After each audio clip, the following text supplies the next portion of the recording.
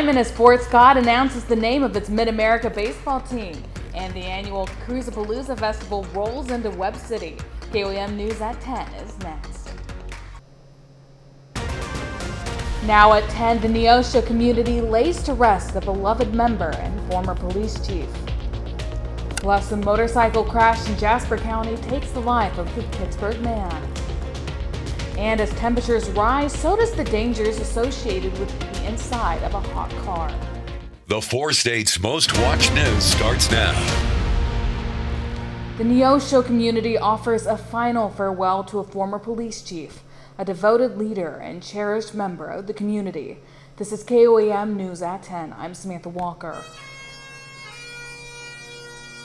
Family and community members, along with area law enforcement, gathered at the Calvary Baptist Church today in Neosho to honor former police chief Jason Baird. Family, friends, and colleagues paid heartfelt tributes to the beloved protector and community pillar. After nearly 30 years of dedicated service, Baird had recently retired, but his legacy of commitment and leadership lives on. A motorcycle crash in Jasper County takes the life of a Pittsburgh man. Troopers say the crash happened just after 5 last night near Kafer Road. According to the crash report, the motorcycle rear-ended a pickup at highway speed as the pickup was slowing for traffic. Authorities rushed the motorcycle driver, 29-year-old Christopher Roeder of Pittsburgh, Priority 1 to an area hospital with critical injuries where he died later in the evening. Drivers on I-49 between Joplin and Neosho were stuck in backups this morning after a semi caught fire. It happened around 4 a.m. in the southbound lanes, and traffic quickly piled up. The truck was hauling paper products, which caught fire and had to be cleared out with heavy equipment. Crews shut down the highway for close to 5 hours to get everything cleaned up. Southbound lanes finally reopened around 9. Meteorologist Lindsay Gaffney joins us.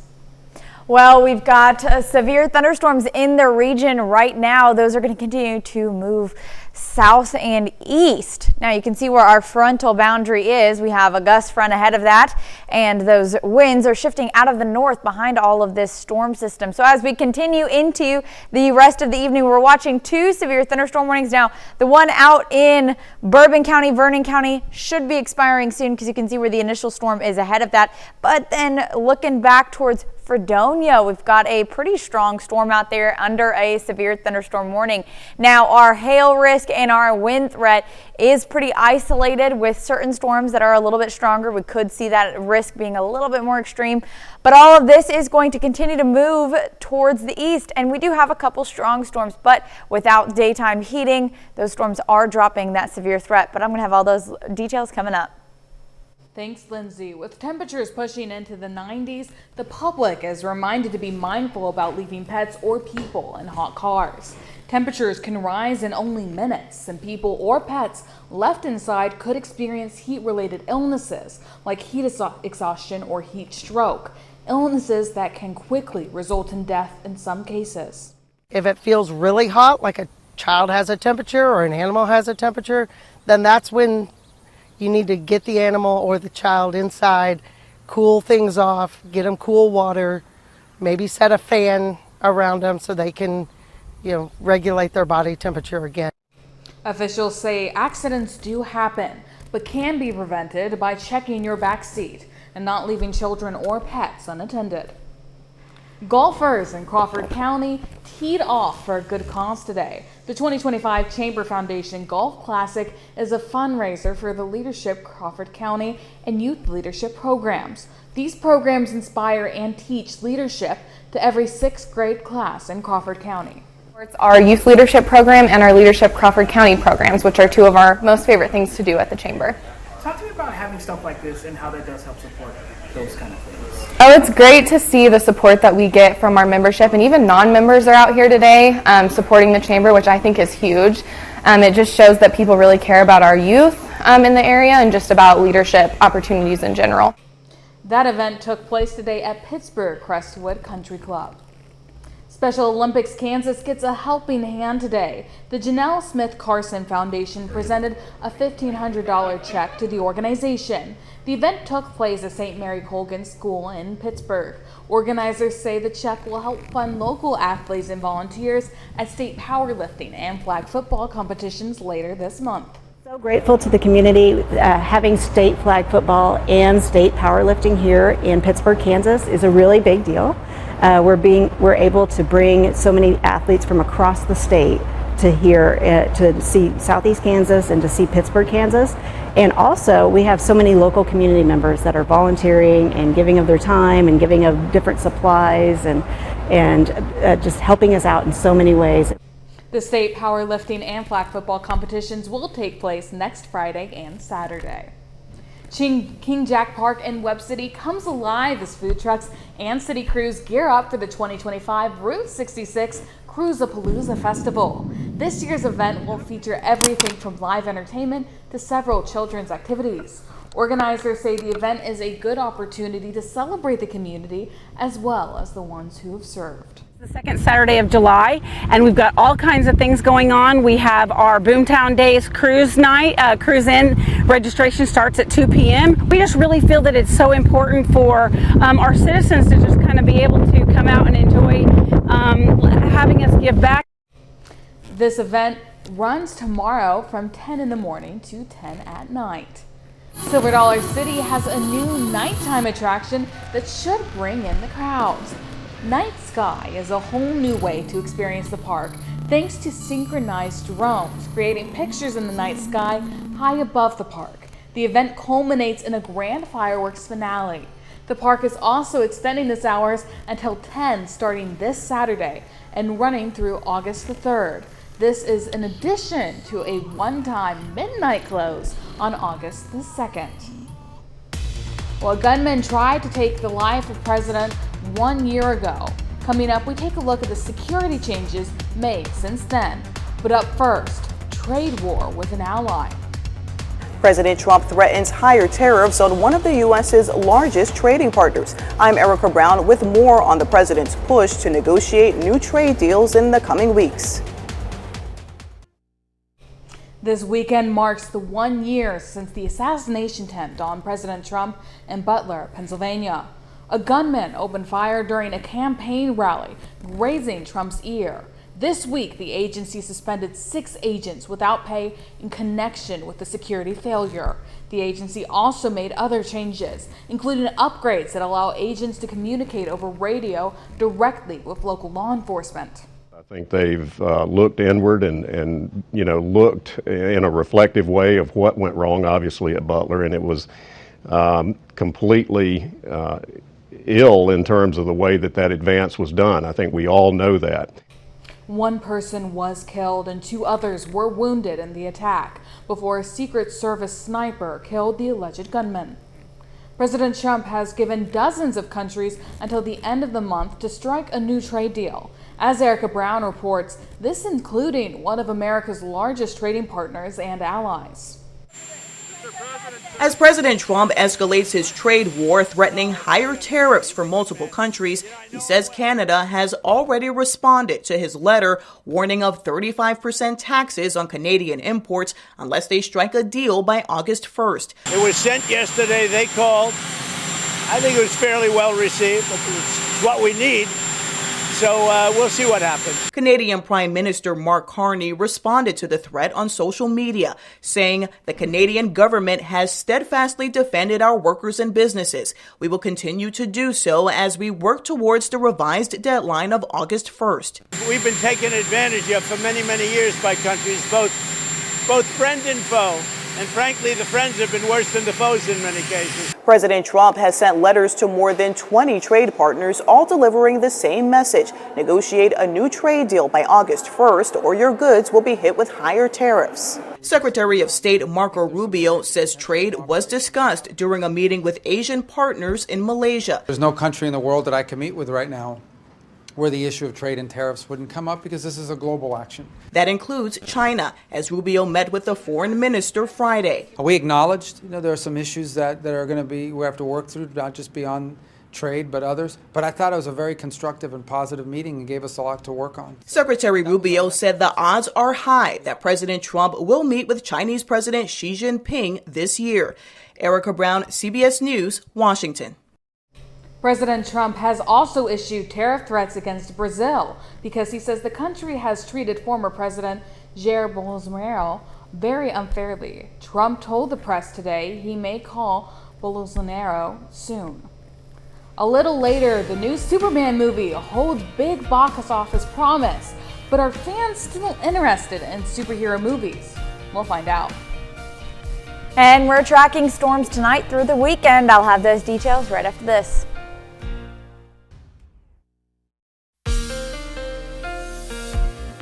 Well, we're tracking severe storms in the area. Let's go ahead and take a look at our current radar.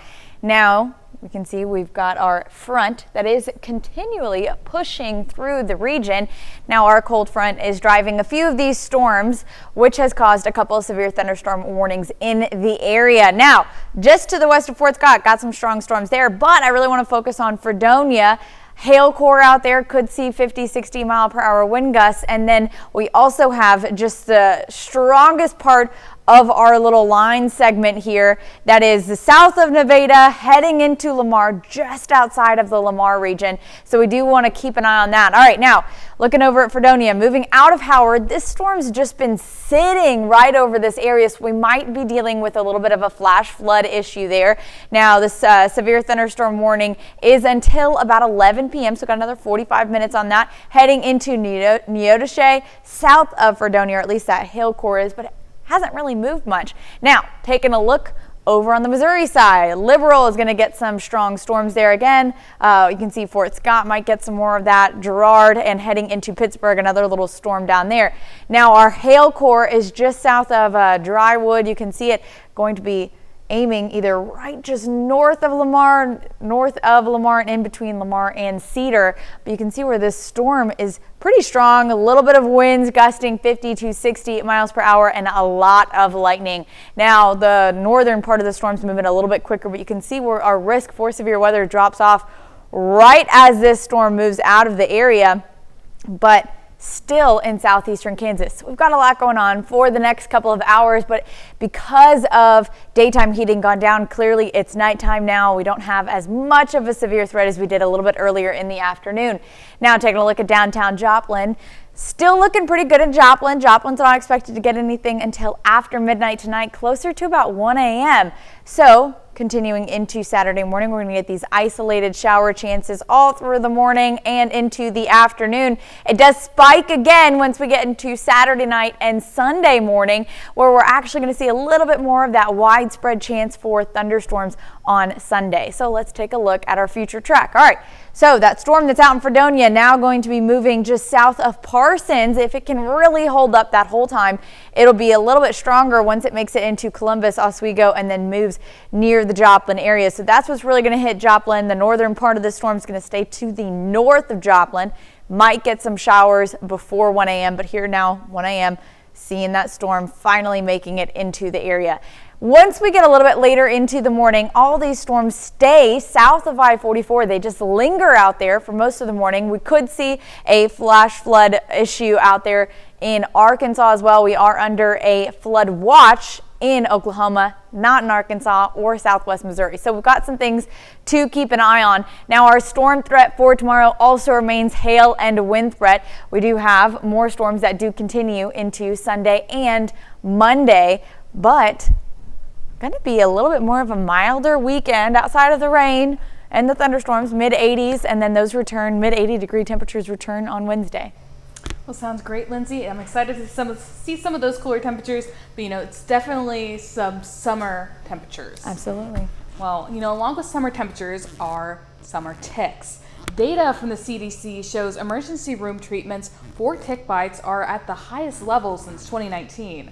The jump is prevalent in the Northeast, with 229 tick bites for every 100,000 ER visits last month, roughly a 37% increase from June of last year. CBS News' medical contributor Dr. Celine Gounder says environmental factors are behind the trend. So we are having milder winters, wetter springs, which means for longer tick breeding seasons. We're also seeing ticks move into geographic areas where we have not seen them before. And all of this adds up to more tick exposure and more tick bites. Well, here are some helpful tips to keep the ticks at bay. Wear light colors, keeps arms and legs covers, wear closed-toed shoes, and use insect repellent. Experts also recommend doing a tick check and taking a shower once you're back home. Well, still ahead, the Outlaws have a matchup with the Texarkana Rhinos. Plus, find out the name of Fort Scott's new baseball team. Ben McLeish has those stories and more up next in sports.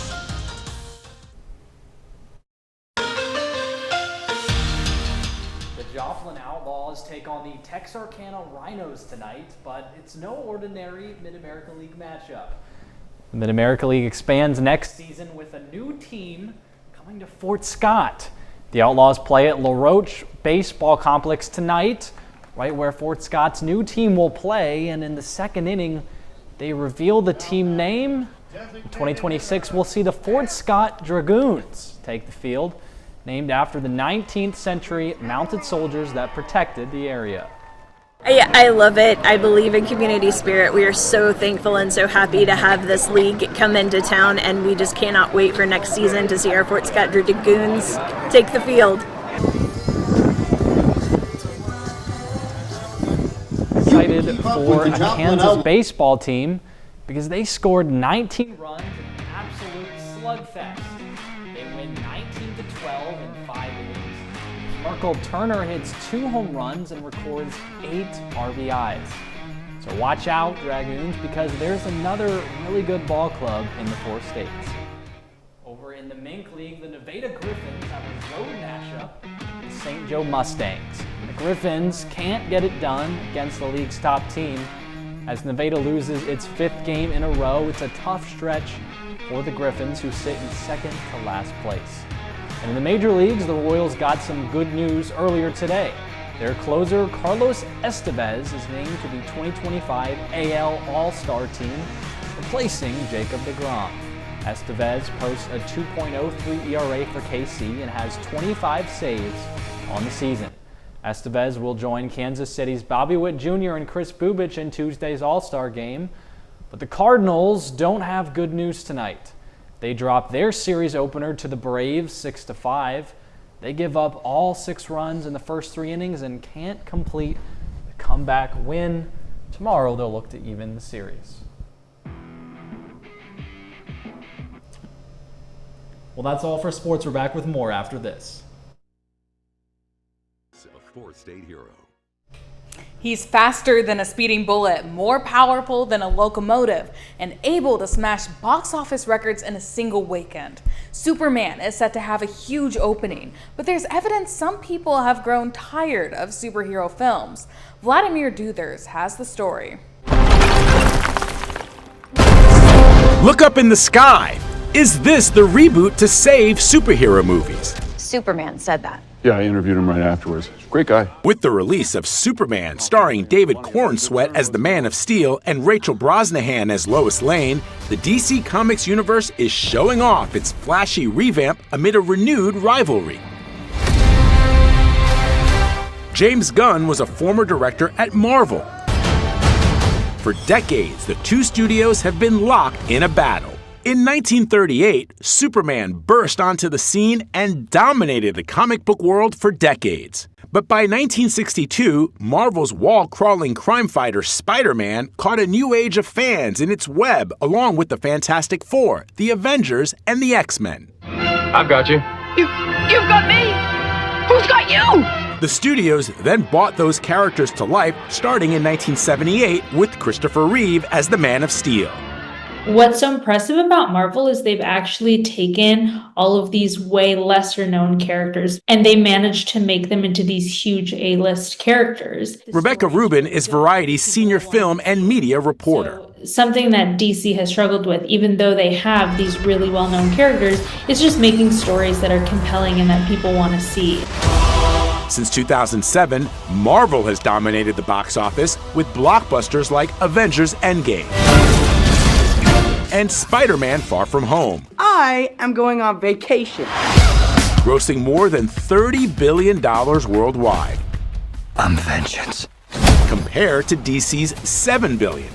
Now, DC's looking to jumpstart their revival with even more releases planned. There's a lot of stakes on Superman is because what DC is trying to do here is reset their superhero universe and try to create something that sort of rivals Marvel in terms of consistency. People were going to die! Vladimir Jutip, CBS News, New York. 2 Avenger movies alone, Avengers Endgame and Avengers Infinity War, have grossed nearly $5 billion combined. Now, something we are watching is weather this weekend. Yep, we've got storms in the area tonight. Actually, a couple severe thunderstorm warnings already going through, mainly winds gusting up to 60 miles per hour. But we also have storms that continue through Saturday morning south of I-44, and then isolated storms that kind of pop up there, mainly central and southern counties throughout the evening Saturday and into Sunday. So we got a lot going on this weekend. Yeah, definitely something to pay attention to, something to watch.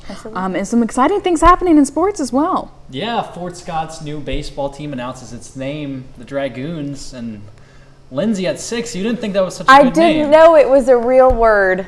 I thought it was like dragons mixed with raccoons. They have since educated me, and I think it's a great name.